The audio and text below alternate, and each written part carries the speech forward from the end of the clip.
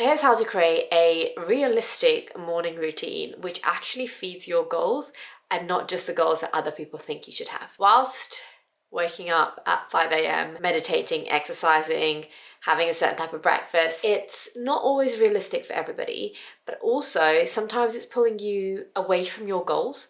Everything that you do in your life either pulls you away from your goals or towards your goals. Very few things keep you neutral. Now, if you can set up your morning routine to help you meet your goals, then you're going to be in a much better place just by your morning routine. So the first thing I do is I always assess where I am at using a life balance wheel type thing. Instead of sort of all the generic life balancey things, I kind of do the things that are important to me and the things I have goals to achieve in. And it's not all career and finance, it is other things like family, gym, mental fitness, stuff like that. So first off, we've got our board. I'm just going to create my circle. And then, so that's my little pie chart. In each segment, I'm going to label with something. So for example, I've got finance, I've got my dance business, marketing business, family, friends, fun, which is kind of overlaps with the other two, but we'll have it as a separate. Mental health, physical health, home / my environment, my spirituality, and whatever else it is that you are working towards can go, or working to improve can go around this. The next thing you do is you kind of just assess how well you're doing in those situations. So for example, dance business, I'll say it's doing pretty well. It's not the best it can be, but it is it is doing good. So I will just colour that in that much. My finances situation, I am just surviving, so it will be that much. That's not doing so well. So then you can see here, right, okay, there's a massive imbalance. Now, if you were to have everything at, let's say, a 7 out of 10, and it was a complete circle, then you're kind of okay, things are in balance, and maybe you can just keep things as they are because everything is balanced, unless you had a priority in your goal. So let's say your mental health is a bigger priority, then maybe you need to put more time into your mental health and make that wedge bigger.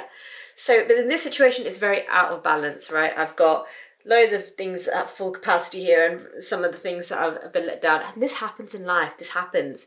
And this is why it's important to assess this every month or so. So I'm here. So actually, I then look at these and I'm is this actually intuitive to my goals? So having a good home and environment, is that going to help me achieve my goals? And actually, yes, it will, because a good environment means that my setup for filming is a lot quicker. It means that I have a space to work. It means that I'm not feeling stressed by the things around me and I can be more productive. So actually, I'll just put here home. That's important to get under control. If I look at, for example, my finances in terms of savings and stuff like that, right now, saving more or saving less isn't really gonna bring me further away to my goals. Leaving it as it is actually fine, because I am having a lot of fun and spending time with friends, which is good for my mental health, which is why my mental health is top gear. So by worrying more about finances, that actually pulls me away from my goals, which is to have strong mental health. So for now, I think my finances are fine as they are. Obviously, just need to make more money through the businesses, and that's absolutely fine. So here I've got my home, and then I can improve the finance by working on these two, specifically the marketing business. So let's go here, marketing and spirituality. I could definitely will be more productive and more healthy if my spirituality was on point. And then of course you've got physical health as well, which is something, as I said, I am slacking a little bit. These are sort of the things your list might be longer, hopefully it's shorter, but I've got here 5 things in terms of importance, or what's going to make the most impact. We now need to prioritize. So what's going to make the most impact to my end goals? My end goals here, if you need to write down your goals, you can write your goals here. So write your goals here and see which one of these is going to contribute the most to your goals. So for me, physical health, number 1, my home environment 2, probably spirituality 3, marketing bits 4, dance business 5. And in those I do include my YouTube channels as well. Morning routine. So first one we've got is physical health. So now that I know what my priorities are, I know what my goals are, and I know what my priorities are, that means if you can do those things first thing in the morning, tick, tick, tick, tick, done. Absolutely done. You don't need to worry about it anymore. Now I can also double up on things. So for example, physical health. What is something I can do for physical health?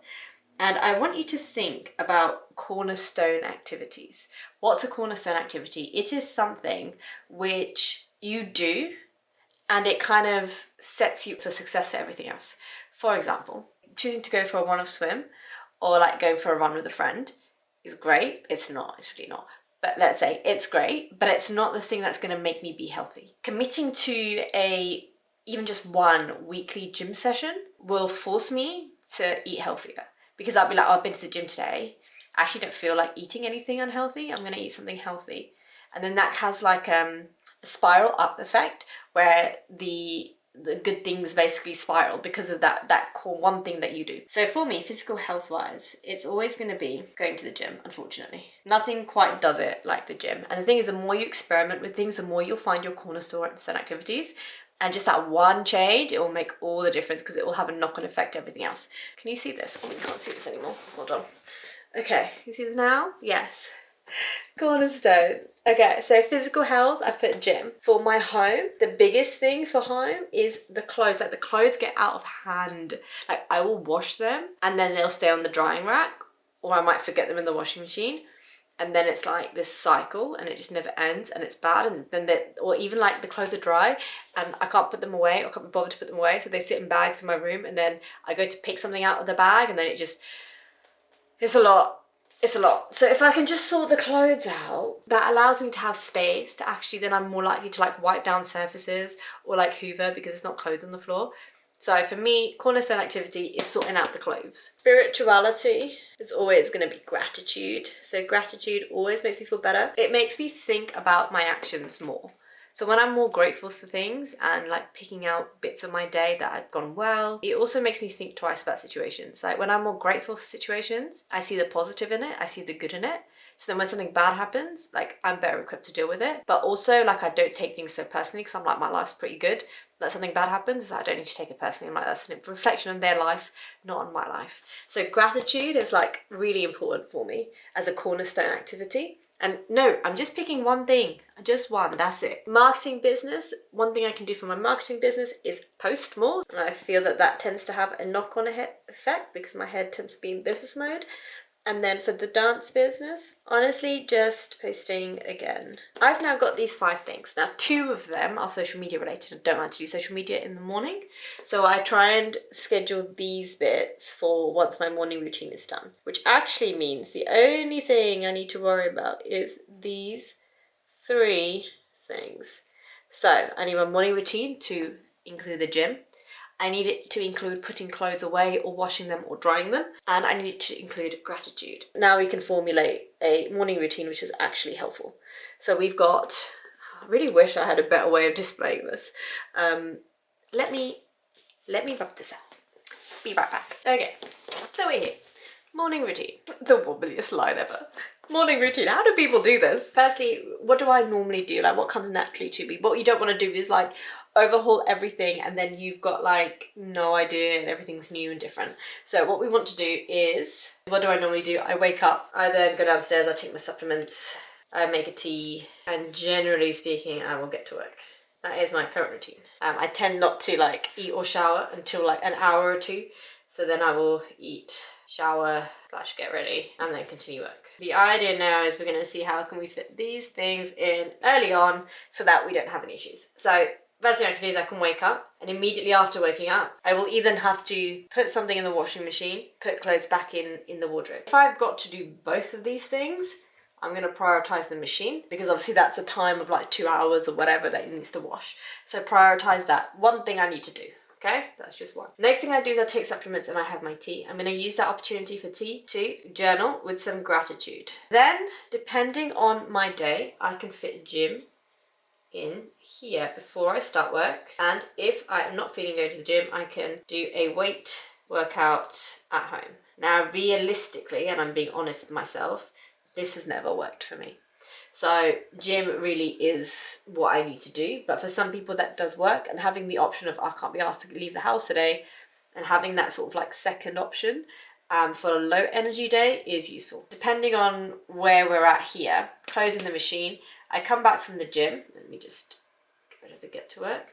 I now put clothes to dry, which is the 4th activity. So now what's happening is every single morning, I'm either putting clothes in the machine or putting them back in the wardrobe, depending on the drying situation. I'm taking my supplements as I normally do and my tea, but I'm adding this gratitude journal moment. I then go to the gym. I come back from the gym and I put the clothes to dry, and then I get to work. This is only going to take like 5 minutes. Yeah, that's like a 5-minute extra. This is about 5 minutes extra. So those two things only add 10 minutes to my morning routine. So realistically, I don't need to like get up any earlier. However, for the gym, I do. So the gym, generally speaking, if I'm by myself, I'll spend about 45 minutes. To get to the gym and back is probably going to be 1 hour 15. Now this means I can either start work later, or I can wake up an hour and 15 minutes earlier.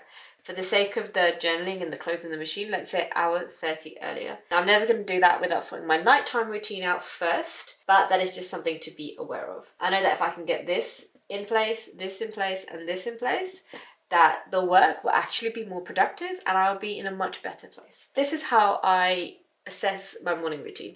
Now, in a month's time, if the gym has become like part of my morning routine, I'm not even thinking about it anymore. Same with the gratitude, my clothes are like on it. And I do this wheel again. And this time I see, actually, no, you know what, my finances are really getting into an issue. I might then put in a routine, like on a Friday morning, that I just go through my finances and make sure that I'm on track and budgeting correctly. So there are so many different things that you can do, which is a cornerstone activity. Like budgeting, for example, is a cornerstone activity because it will help you spend less and save more. This is how I sort of assess my morning situation and change it according to my goals. Hopefully that was useful and perhaps a different way of thinking about morning routines. Let me know if that was helpful, but also more importantly, let me know how you can change your morning routine according to your goals. I'll be really curious to see different approaches because this is very adaptable to your lifestyle. So I'll be really curious to see different approaches in the comments below. And I'll see you in this next video.